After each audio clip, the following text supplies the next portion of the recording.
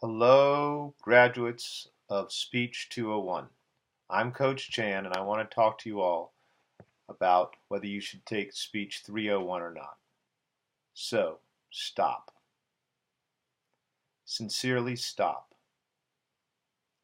Seriously, speech students, stop. Shh. Shh. Sense the silence. Smile. Subtly sweep your senses surrounding speech.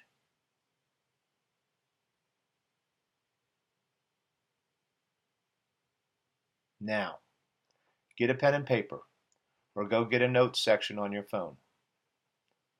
No, don't write on yourself if you can't find paper. You are now too poised for writing on yourself. What I want you to do now is write down why you took Speech 101, the real reason.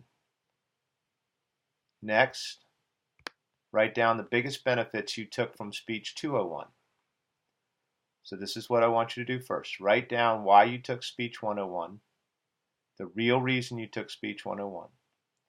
And then I want you to write down the biggest benefit you took from Speech 201. And finally, I want you to write down 2 reasons you would take Speech 301 and 1 reason you won't. So you should have 6 things written. The real reason you took Speech 101, the biggest benefit from Speech 201, actually it's 5. 2 reasons why you would want to take Speech 301 and 1 reason why you would not.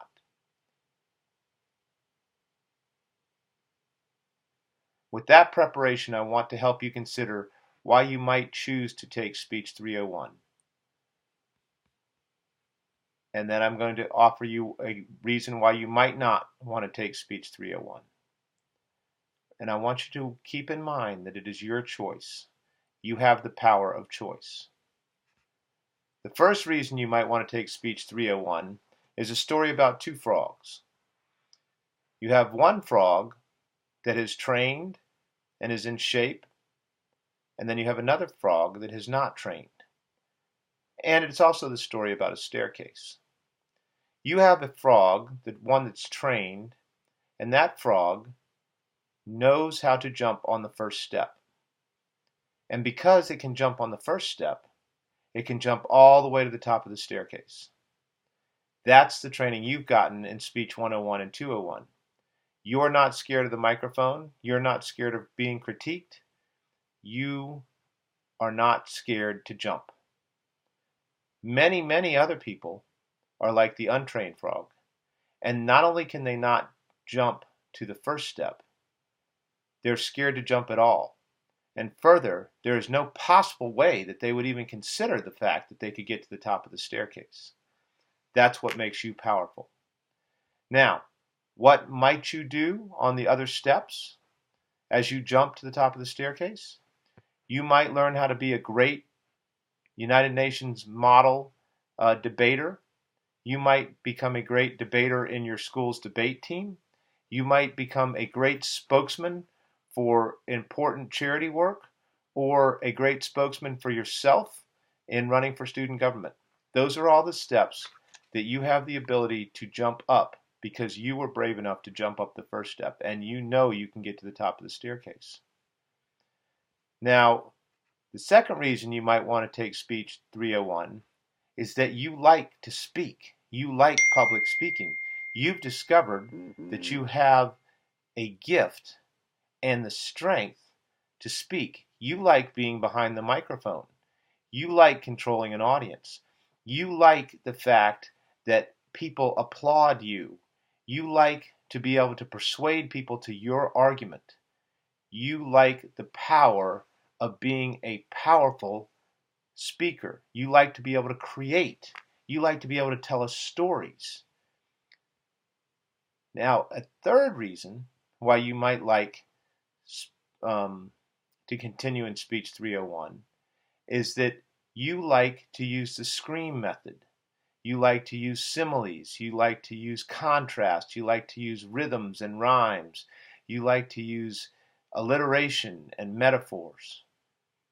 You like to create, almost like taking poetry from paper and then producing it on stage. You like to do PowerPoint presentations that capture the audience. You like to control the audience. Those are all wonderful reasons why you should take Speech 301. But the reason you might not want to take Speech 301 is that you feel burned out. You might also say, I don't need to take Speech 301. I know how to capture the audience's attention. I know how to focus on a thesis in my paper, or my speech. I know how to get the main points across. I know how to introduce the counter argument. I know how to rebut the counter argument. I know how to bring a conclusion in that matters, that opens up the audience to new thoughts or presents a call to action. I know how to do that in a paper, and I know how to do that in a speech, and I'm only in 5th grade. I rock, and I'm tired, and I don't want to be this tired. I don't want to be this stressed by having to produce a speech each week. And that is a very valid counter argument, and it shouldn't be negated. But there is a rebuttal to that counter argument, and that rebuttal is the kryptonite to the counter, which is burnout. So the kryptonite to burnout is fun. So my question to you all, the fundamental question is, are you having fun in speech class? Do you like hanging out with your new friends that also are in speech class? Those other students that were brave enough to jump and get up on the first step, and now they're jumping up to the top of the staircase. Do you want to go to the top of the staircase with these other students because you are having fun? Do you have fun creating or hearing about Joe the Piece of Bread and Christina the Cookie? Do you have fun creating alliteration and rhymes and rhythm? Do you have fun being behind the microphone? If it's fun, you have the kryptonite for burnout because it's not burning you out, it's invigorating you, it's empowering you. You feel like a superhero, and you have a superpower, and that power is speech. That is the question that is before you. So now I want you to get out your notes that I had you make at the very start of this speech. I want you to look at your notes and ask yourself, should I take Speech 301? Is that the right choice for me? Do you have tremendous burnout? Or do you have the kryptonite to burnout, which is fun? And do you have enough fun to make the kryptonite to burnout work? So here's what I want you to keep in mind as I conclude. I am very impressed by your dedication. I am very impressed by your expertise.